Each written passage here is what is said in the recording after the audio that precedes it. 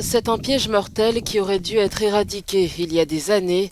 Pourtant, dans de nombreuses écoles d'Afrique du Sud, les élèves doivent encore utiliser des latrines à fosse.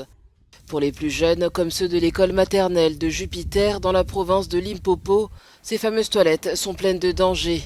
Pas plus tard qu'en mars, un petit garçon est mort dans la province du Cap-Oriental après être tombé dans une latrine à fosse. Certains enfants ne peuvent pas s'y habituer. Les plus grands préfèrent utiliser un pot. Ils ont peur de la fosse. Ils voient le trou et craignent de tomber dedans. Ils ne sont pas du tout en sécurité. Cela fait 10 ans que Michael, 4 ans, s'est noyé dans une latrine à fosse dans ce village du Limpopo. Ses parents affirment que le gouvernement n'a pas tenu les promesses faites après son décès. Nous avions convenu avec le gouvernement qu'il se débarrasserait de toutes les latrines à fosse dans nos écoles et nos communautés.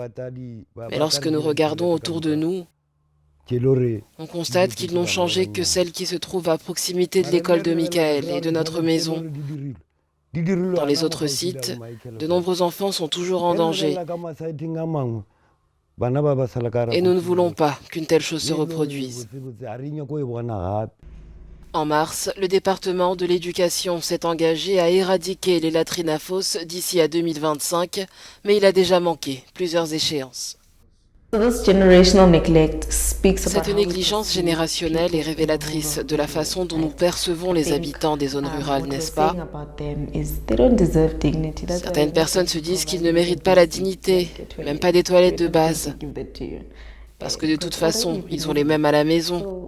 Alors à quoi bon le faire maintenant, ou dans un an, ou 10 ans? C'est une façon de leur dire qu'ils ne sont pas dignes, alors qu'ils sont à la merci du gouvernement.